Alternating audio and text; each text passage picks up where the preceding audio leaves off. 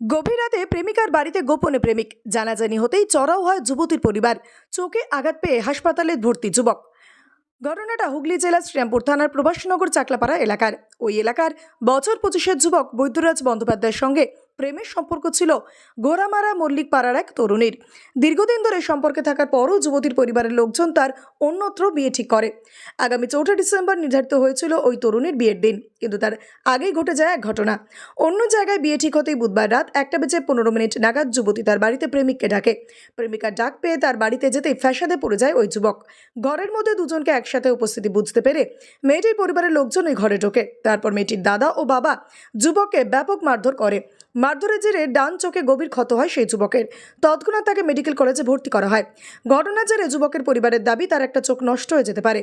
এরপর উত্তেজিত জনতা প্রেমিকার দাদাকে মারধর করে। শ্রীরামপুর থানার বিশাল পুলিশ বাহিনী সেখানে পৌঁছে যুবতীর দাদাকে উদ্ধার করে নিয়ে যায় এবং এলাকায় বিশাল পুলিশ বাহিনী মোতায়েন করে। ঘটনায় শ্রীরামপুর থানায় অভিযোগ দায়ের হয়েছে। পুলিশ ঘটনার তদন্ত শুরু করেছে।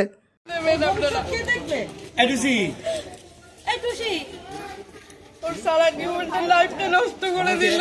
একটাই ছেলে, একটাই ছেলে একটাই মেয়ে। কি নাম আপনার? আমার গঙ্গা মেয়ে। সঙ্গে তো অনেকদিন ধরে প্রেম ছিল মেয়েটার। প্রেম থাকার কিছুদিন পরে আমার ভাই জেনেছে যে মেয়েটার বিয়ে ঠিক হয়ে গেছে। তখন আমার ভাই রিলেশন থেকে বেরিয়ে আসতে চাইছিল, কিন্তু মেয়েটা রিলেশন থেকে বেরিয়ে আসতে চায় না। মেয়েটা বলছে না, তোমার সঙ্গে আমি সম্পর্ক রাখবো। মেয়েটা বলছে, মেয়েটা তাও মানে কি বলছে যে আমি না, তোমার কাছে সম্পর্ক থাকবো, আমার বিয়ে ঠিক হয়ে গেছে, তোমার সঙ্গেই আমি থাকবো, এরকম করছিল। আমার ভাই যখন ওর থেকে ফোন ধরছে না, তখন বারবার ফোন করে ডাকছে যে তুমি রাত্রিবেলা আসো, তুমি রাত্রিবেলা আসো, কথা বলবো। এরকম দীর্ঘদিন ধরে ডাকছিল। রাত্রিবেলা আসার পর রাত্রিবেলা যে এরপরে যে কালকে যে রাত্রি হয়ে গেছে, তখন ওকে ডেকেছে, ডেকে ঘরে দরজা বন্ধ করেছে। তারপর ওর মা, বাবা, দিদি না ভাই তিনজনে মিলে খুব মারধর করেছে। মেরে একদম শাবল দিয়ে চোখ পুরো তুলে নিয়েছে, শাবল দিয়ে চোখ উবড়ে নিয়েছে। আর এইখানে মাথায় একদম পুরো শাবলের কোপানো, হাতে ফাতে পুরো শাবল দিয়ে কুপিয়েছে।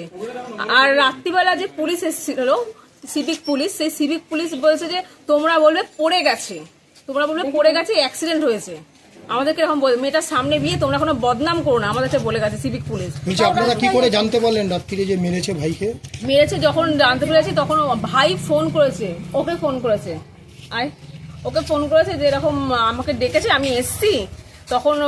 তখন আমাদেরকেও জানিয়েছে যে তাড়াতাড়ি চলো জেঠু, যেরকম সুরিত গেছে তবে মেয়েটা ডেকেছে। তখন ওকে পুরো মেরেই ফেলেছে, আধমরা পুরো করেই দিয়েছে, একদম চোখ তো পুরো তুলে নিয়েছে একদম উপরে। দাদা বললো আমাকে এখানে আটকে রেখে দিয়েছে, তোরা আয়। আমরা যখন যেতে দেখছি এরকম অবস্থা, পুলিশ ডেকে নিয়ে চলে এসছে। আর ও চোখে একটা কাপড় দিয়ে চোখটাকে এরকম ধরে বসে আছে। তখন কিন্তু ওর চোখ ছিল না। এবং কি আমার যখন এরকম প্রেম করেছিল, তখন আমার দাদা মেয়েটাকে বলেছিল চলো আমরা বিয়ে করিনি। এই 16 অক্টোবর ওদের বিয়ে করার কথা ছিল। ওরা আমার দাদা কথা বলে এসেছিল, কিন্তু মেয়েটা বলেছে না, আমি তোমাকে বিয়ে করবো না, তুমি আমার সাথে এরকম করেই থাকো। না, কালকে রাত্রিরে কখন বেরিয়ে গেছিল দাদা বাড়ি থেকে? কালকে রাতে না, কালী পুজোর পরের দিনকেই বেরিয়েছিল। এই রাত 1:10টার সময়, মানে 1:10 এরকম সময় বেরিয়ে গেছিল। আর আমাদের কাছে ফোন এসেছিল যে, আমি শুনতে পাই, কিন্তু গভীর রাতে আমি ঘুমাচ্ছিলাম, আমি ফোন পাই 3:45-এর সময়। কালকে তো বেরিয়েছিল দাদা? হ্যাঁ, কালকে সকালবেলা এখান থেকে বেরিয়েছিল। পরশু নাইটে ওখানে ওই বাড়িতে গেছিল। ওখানে গেছিল 1:10-এ। আমাদের কাছে আমরা ফোন পেয়েছি 3:45-এর সময়। যখন ওকে ফোন করেছি, ফোন সুইচ অফ। তখন আমার এই জেঠুকে আমার এই দিদিদেরকে সবাইকে ডেকে আমরা ওখানে গেছি। ওখানে গিয়ে দেখছি কাপড় নিয়ে চোখটা এরকম করে ধরে বসে আছে, দুটো সিভিক দাঁড়িয়ে আছে, আর ওর মা বাবা দাঁড়িয়ে আছে। আমি যখন ওর মেয়েটার বাবাকে গিয়ে বললাম যে কাকা কি এরকম বলছো, তখন মেয়েটার বাবা আমাকে বলেছে আমি এখন তোমাকেও চিনি না, তোমার বাবাকেও চিনি না। তোর বাবাকেও চিনি না, তোকেও চিনি না, তোর বাবাকেও চিনি না, এই কথাটা আমাকে বলেছে। আর ওখানে স্পটে আমাকে বলেছে যে ছেলেটা ও নিজেকে নিজে এরকম মেয়েটা আঘাত করেছে। আর থানাতে গিয়ে বলেছে কি যে ও বেকায়দায় পড়ে গেছে। তোমরা এখন কি চাইছো? আমরা এখন চাইছি শাস্তি চাইছি।